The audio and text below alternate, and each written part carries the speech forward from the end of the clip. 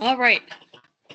Hello, working with young children. This week we're going to be starting the different areas of development. First, we will begin with physical development. So there are 5 areas of development. We'll begin with physical today. We'll discuss social and emotional tomorrow, moral, intellectual, cognitive, and then again, we will focus on physical. We will have 5 different activities to do today. Tomorrow you will watch the movie Inside Out. I think that's a great way for us to think about our feelings and our emotions from the inside out. So first of all, what is physical development? That's our advances in our motor skills. And we define our motor skills by gross motor skills. So those are the large muscles in our body. When we walk, when we are jumping, anytime we are doing a physical activity, think of that as a gross motor skill. For fine motor skills, we want to think of this as a precision.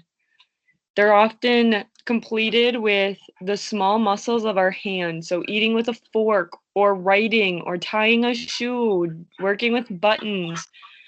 How well a child can control their body. So the brain, the muscles, and the senses. You can watch this video on your own. The PowerPoint will be posted.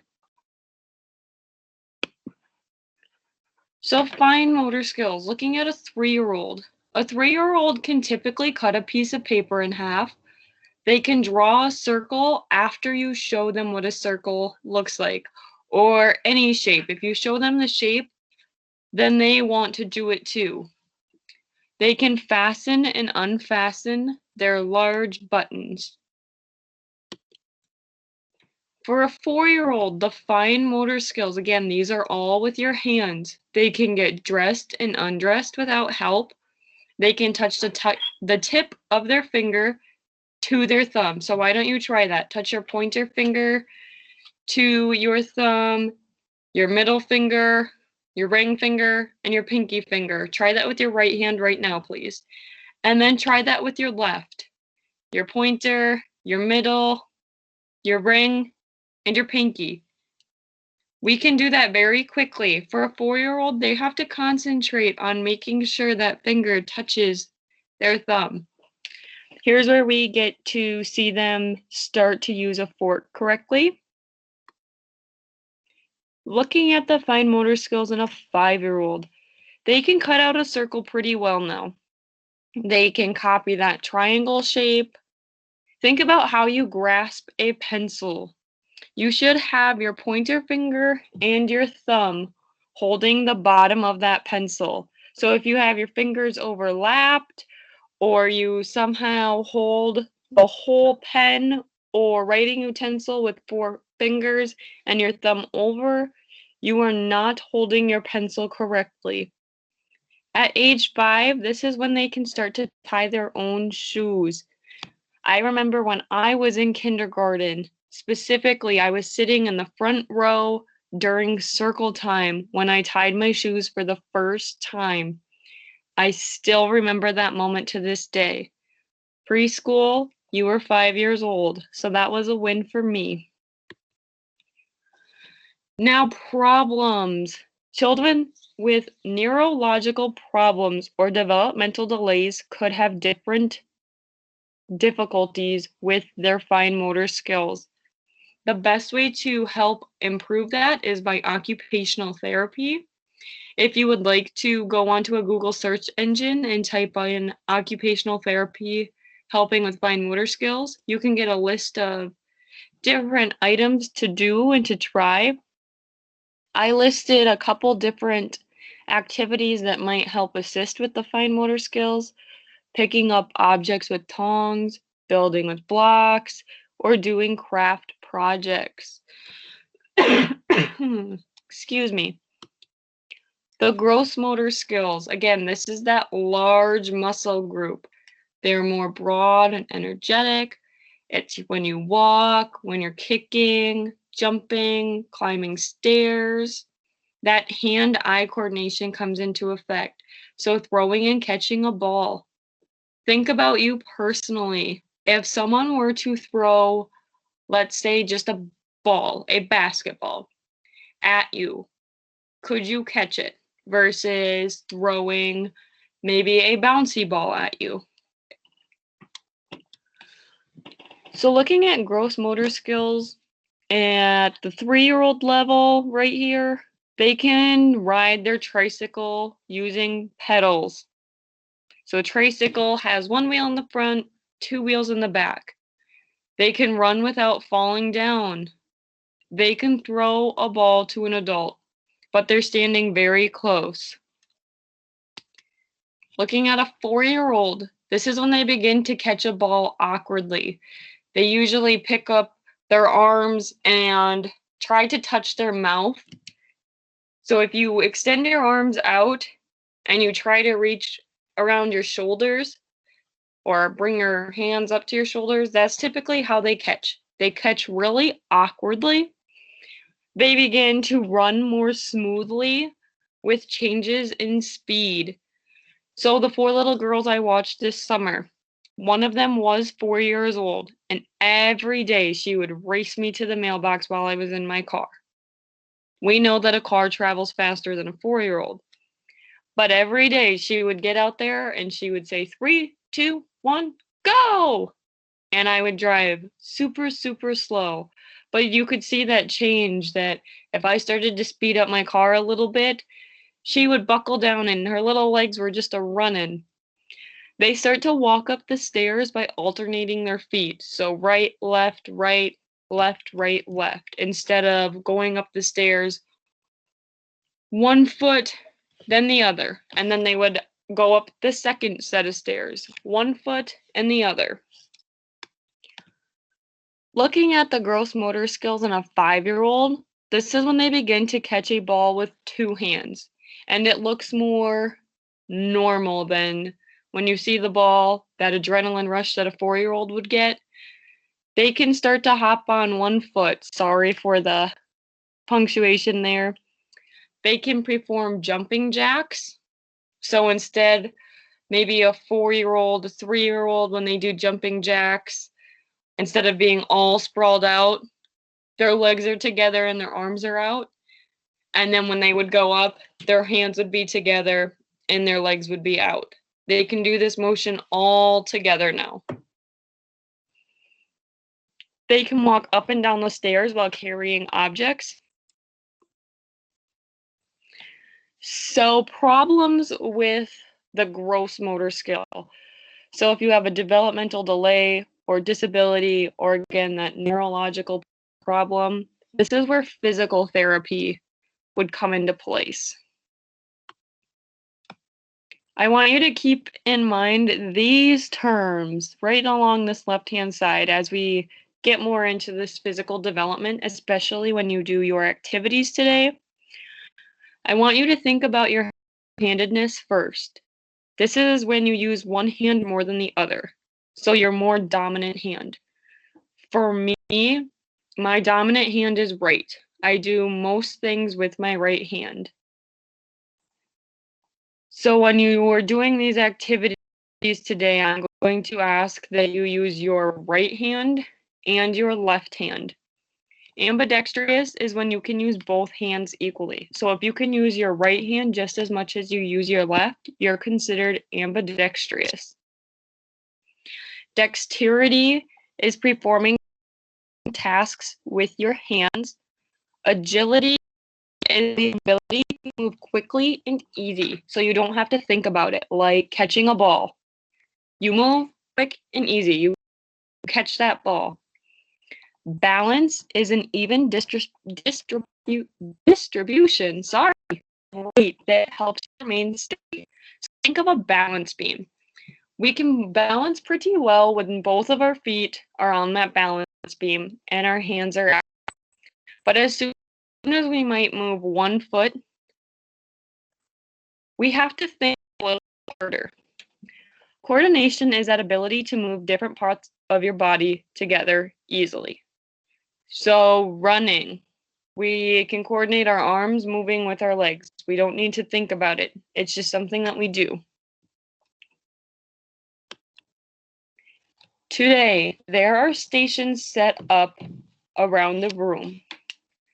There should be instructions and all of the materials sitting alongside that station. So it says Pasta Master up on the screen, but I first want you to look at the packet that was handed out to you. Yes, I said we won't have packets. This is more of an activity packet. So it will look like, let me figure this out. Wrong one. I want to share my desktop window, my entire screen. Oh, why won't this let me share?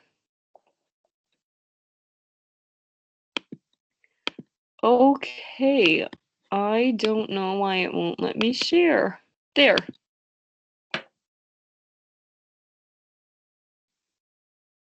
You should be able to see my screen now. So, this packet, you will have two different areas. It's Unit 2, areas of development. By the end of our 5 days, we'll be able to describe the different areas of development. So for now, I don't want you to worry about this areas of development map. If we keep scrolling, we can see that Station 1 will be a Pasta Master. So for this activity, let me go back to my screen.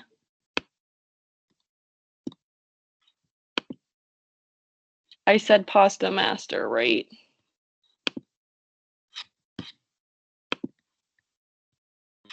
There we go. Okay, so for Pasta Master, we look and it says to list and explain 2 areas of development that you use to complete the activity.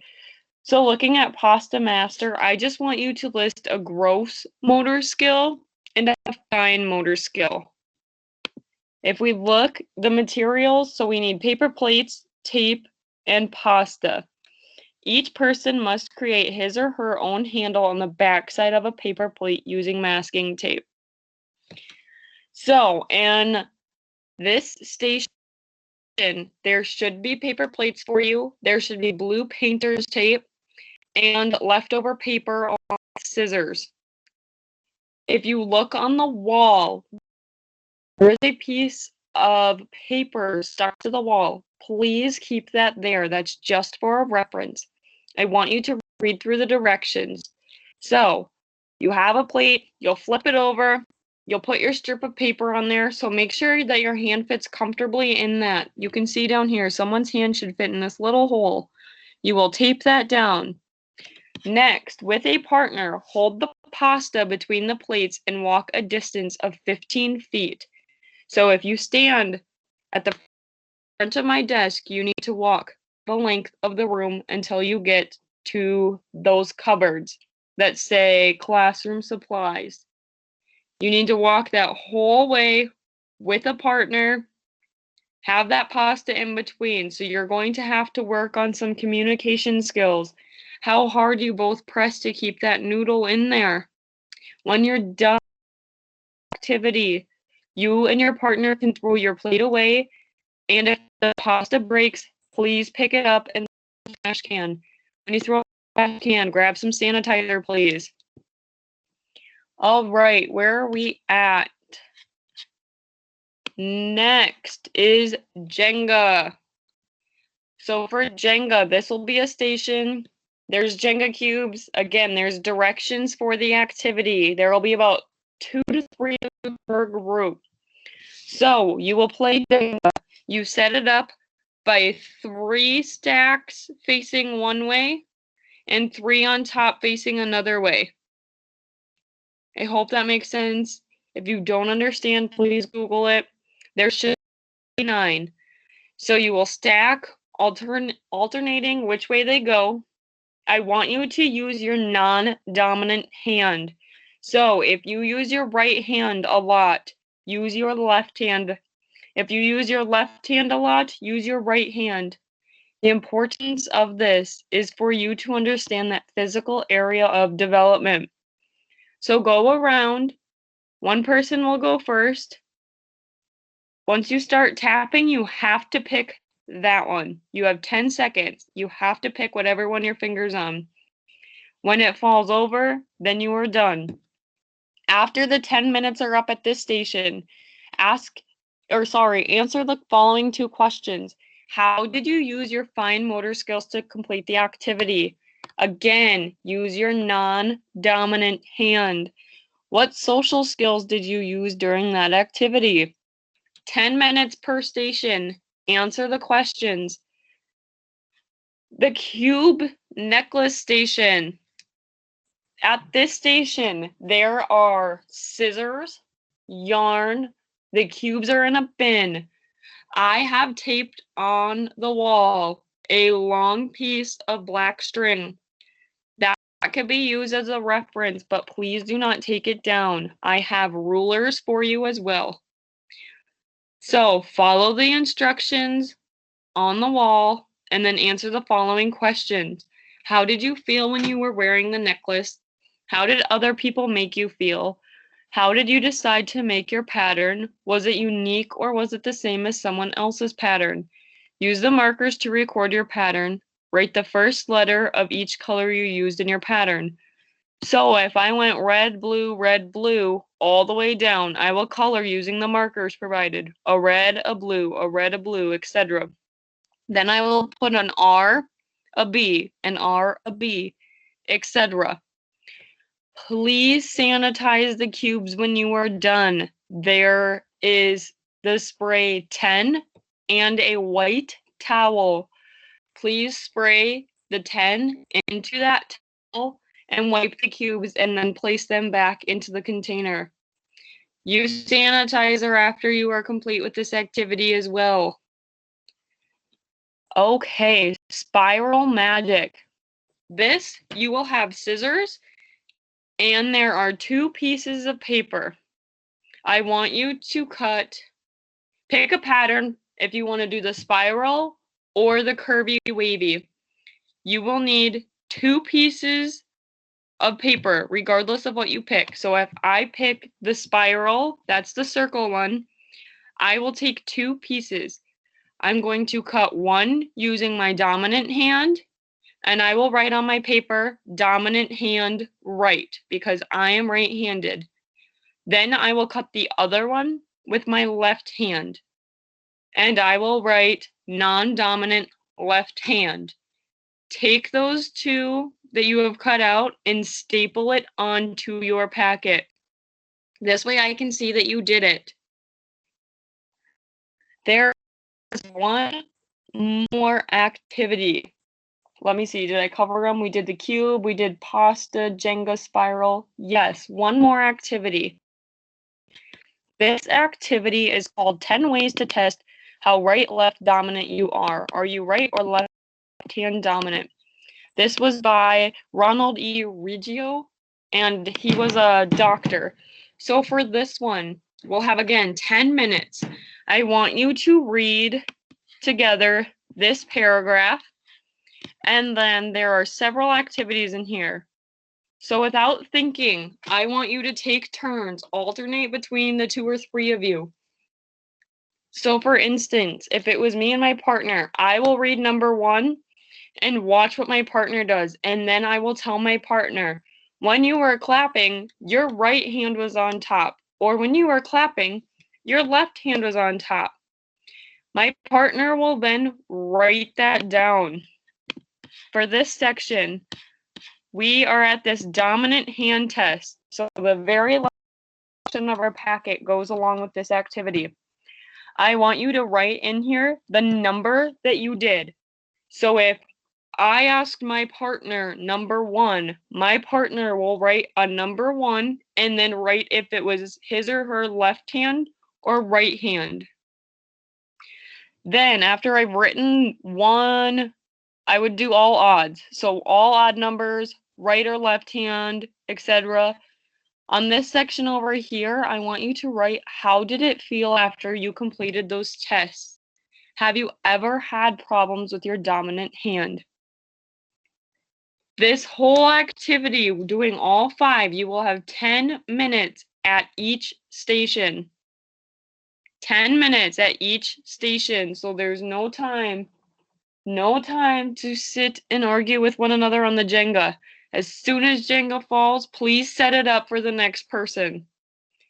That's 50 minutes to do this activity, this packet. If you are waiting, work together as a group on this ability. We know that gross is using your large muscles and that fine development is using your fine muscles, your small muscles, so your hand. Or is it both? Work within your group if you have extra time to complete this activity right here. This hand-eye coordination. I know that the image is hard to see on the packet, so I will put this packet up on Schoology for you to look at. As a group, I want you to judge the image and write about what do you see that can help you understand that hand-eye coordination. As a group, you will do this page. Moving on to the next page, just agility, balance, and coordination. Again, the images are hard to see. I will provide this packet online for you to look at. Do this as a group. Answer these questions as a group. This dominant hand test is a station. All right, I want to stop sharing. If you have any questions, please ask the substitute. Please email me if you have any questions regarding what your task is for the day. This packet will be turned in at the end of the hour. Again, you'll have 10 minutes at each station. That's 50 minutes. Don't rush through the activities, please. Use your non-dominant hand when doing the activities. For the cube, when you cut, when you are putting your cube together, use that left hand or that right hand, your non-dominant hand. When you're doing the pasta master, if you feel more comfortable when you're walking on the right-hand side, walk on the left-hand side. For Jenga, use your non-dominant hand to tap. Spiral Magic, you will use both hands, and you will cut, you will write non-dominant left hand, non-dominant left hand, dominant right hand. If you are left hand dominant, you will write left hand dominant, right hand non-dominant. You will staple the Spiral Magic to your packet. The 10 ways test. Ask each other back and forth those questions and record it.